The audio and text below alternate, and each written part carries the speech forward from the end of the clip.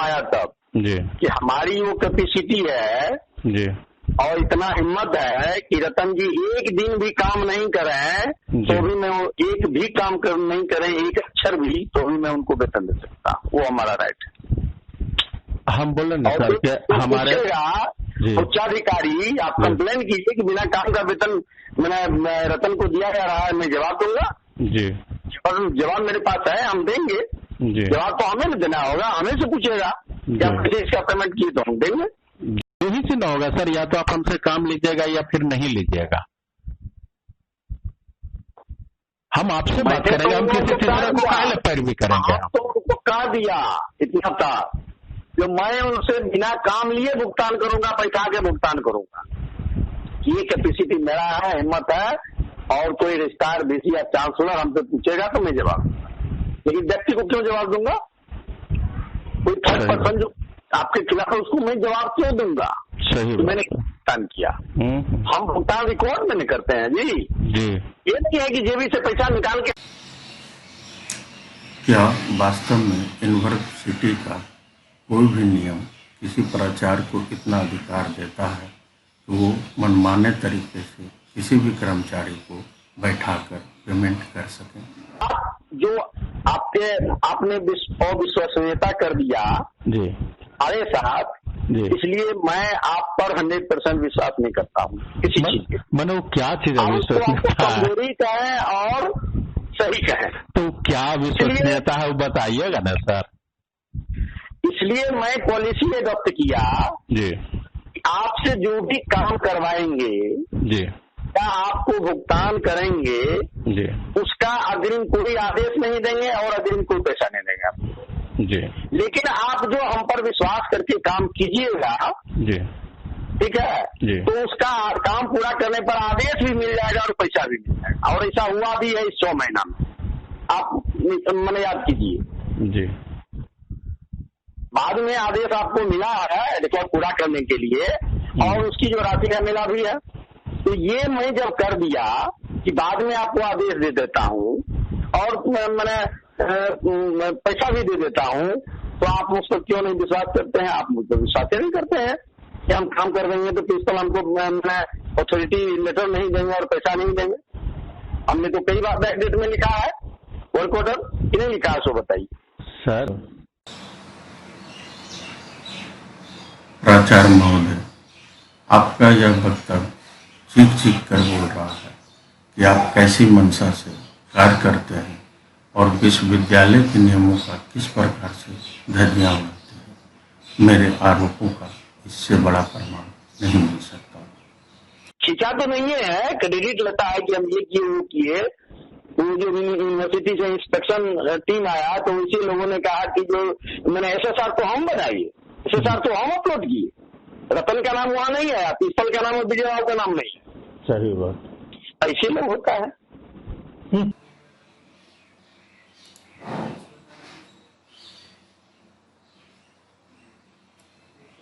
यह नेक के लिए SSR सबमिट होने का कंफर्मेशन का मेल, जो कि 30 अगस्त 2019 को लगभग 6:30 बजे शाम में प्राप्त हुआ।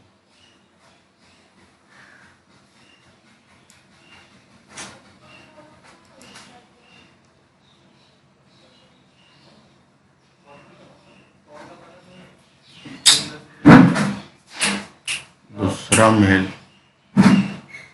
स्टूडेंट सेटिस्फैक्शन सर्वे का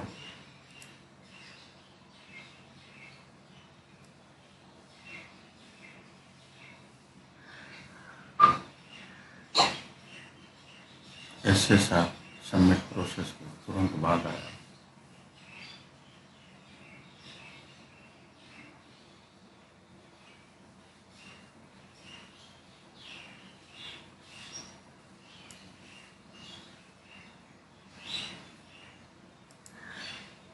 और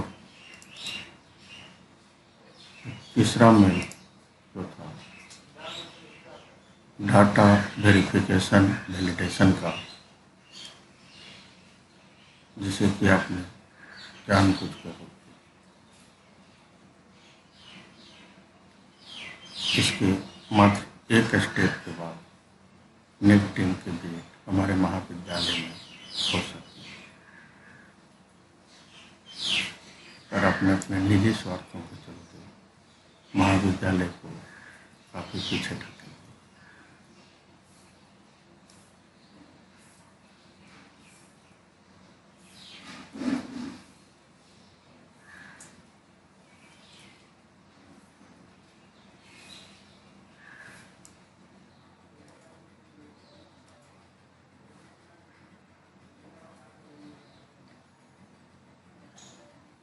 आपके ऑफिस के लेटर नंबर 219/20 डेट 11/6/2020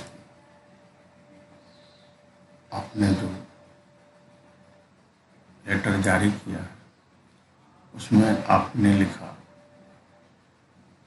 सादर संसूचित करना है कि दिनांक 19/1/2020 से आप लगातार बिना सूचना के कार्यालय से अनुपस्थित रहते हैं। इसके कारण कार्यालय का कतिपय आवश्यक एवं अपरिहार्य कार्य बाधित होता रहा। बार बार चेतावनी देने के बावजूद, सूचनाएं प्रसारित प्रेषित करने के बावजूद आपके कार्य संस्कृति में कोई बदलाव नहीं देखा गया है। महाशय, अभी जो मैं आपको आपके व्हाट्सएप की सारी चैटिंग और जो दिनांक आपने यहाँ पर दिया है उसके बीच की बातें मैं यहाँ पर शेयर कर रहा हूँ, और इनको देखने के बाद कोई भी व्यक्ति आसानी से समझ सकता है कि आपने इस लेटर को किसी न किसी दुर्भावना से प्रेरित होकर ही जारी किया होगा।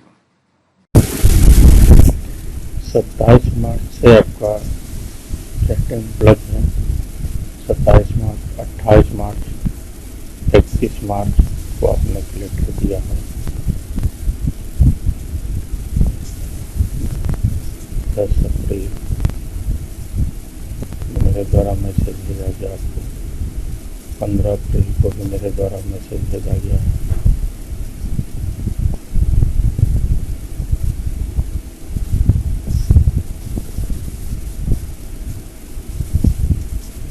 ऑनलाइन क्लास से संबंधित चैटिंग है।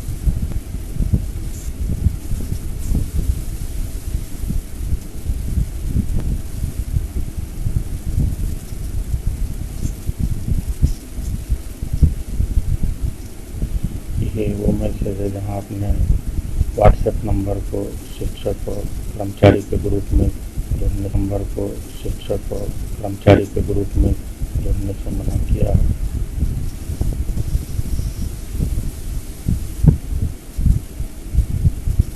ये आपका इंस्ट्रक्शन है कि इस नोटिस को टीचर और स्टाफ को सेंड करें।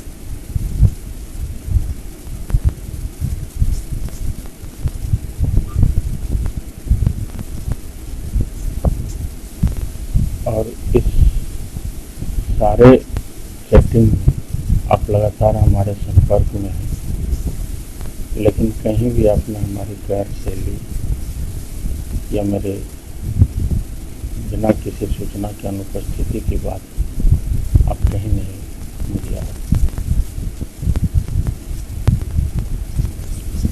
आपके द्वारा इंस्ट्रक्शन दिया जा रहा है।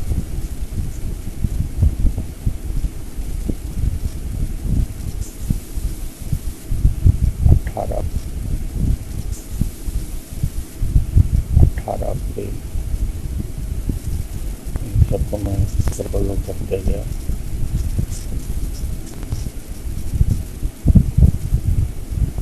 ये जो मैंने अपने दूसरे नंबर से आपको रिपोर्टिंग की थी,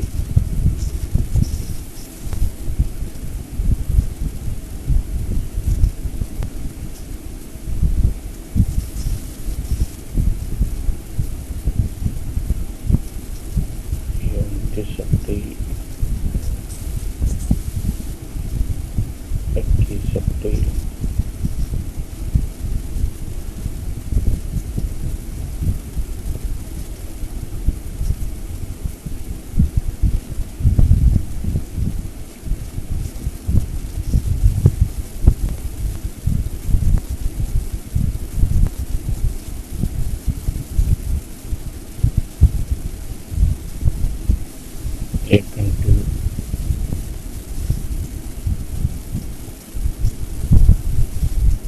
ये इस बात का प्रमाण है जो आपने दिया कि मैं बिना किसी सूचना के 19 जनवरी के बाद से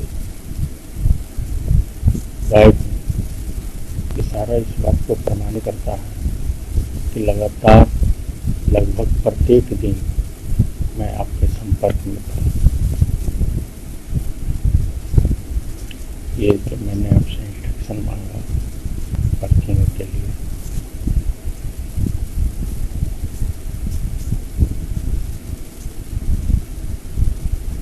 ये आपके व्हाट्सएप नंबर पे इसे बता सकता है।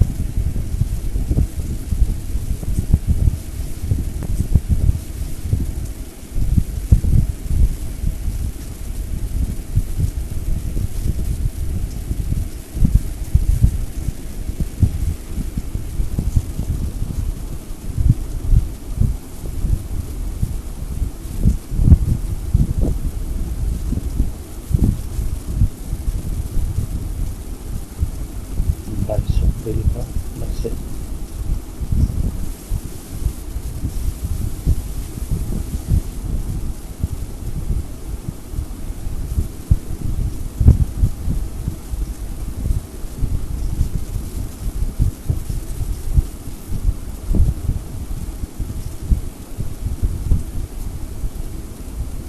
ये आपने 22 अप्रैल को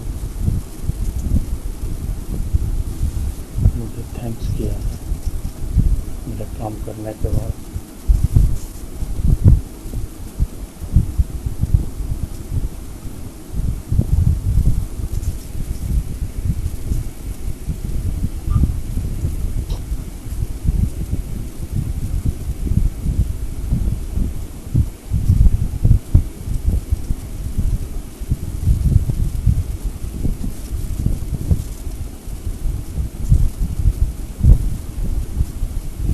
तेईस अप्रैल का मैसेज, 23 अप्रैल को मैंने रिपोर्ट दे दिया आपको 23/4 को शाम 7 बजे। ध्यान देने योग्य बातें हैं कि आप 6:55 में मुझे मैसेज करते हैं और मैं 8:49 रात में भी आपको रिपोर्टिंग कर रहा हूँ। यानी इतनी रात तक मैं आपका कार्य कर रहा था।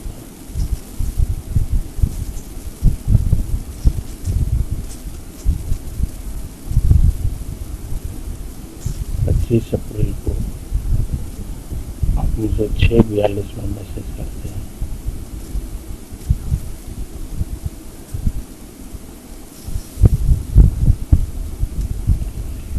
और इस दिन भी सारा रिपोर्टिंग करके मैं आपको 7:50 पर रात में रिपोर्ट देता हूँ।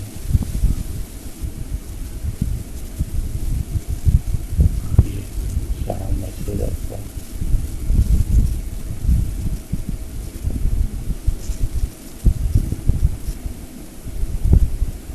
ये इस बात को प्रमाणित करता है कि मैं कंटिन्यू लॉकडाउन में भी आपके साथ काम कर रहा था।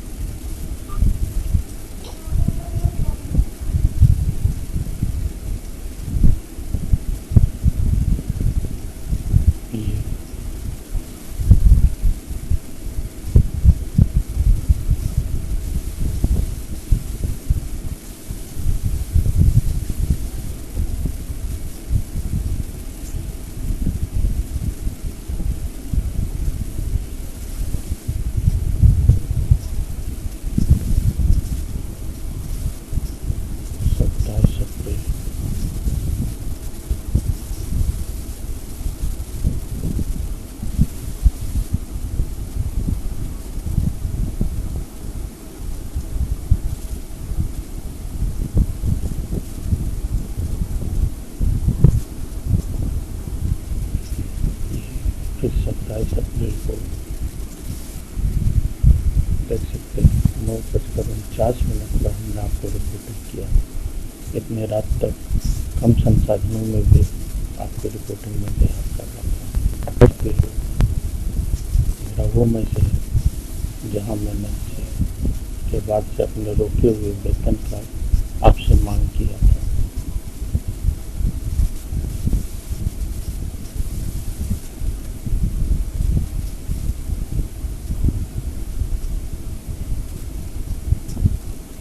ये 28 अप्रैल का मैसेज, 29 अप्रैल,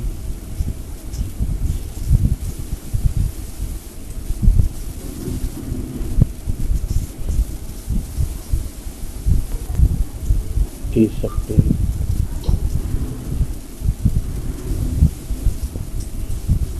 जब मैंने ई कंटेंट देखने के लिए कॉलेज के वेबसाइट पर लेटर पेज पर बनाया था, उसका इंफॉर्मेशन आपको दिया। 1 मई को फिर वो रिपोर्टिंग,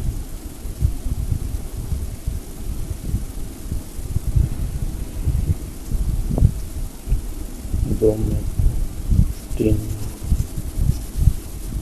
को भी मैं आपके संपर्क में ही हूँ।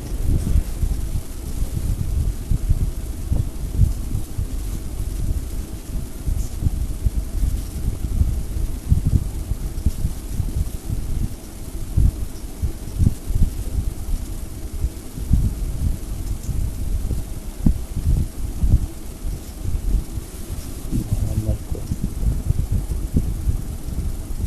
13 मई को, 18 मई को सर्वर डाउन होने की हमने आपको सूचना दी।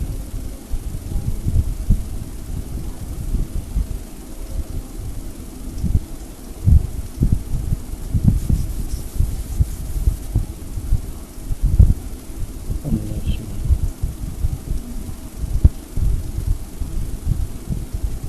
23 में,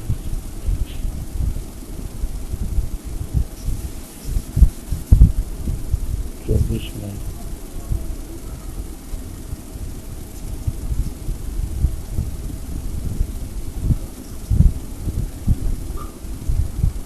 29 में,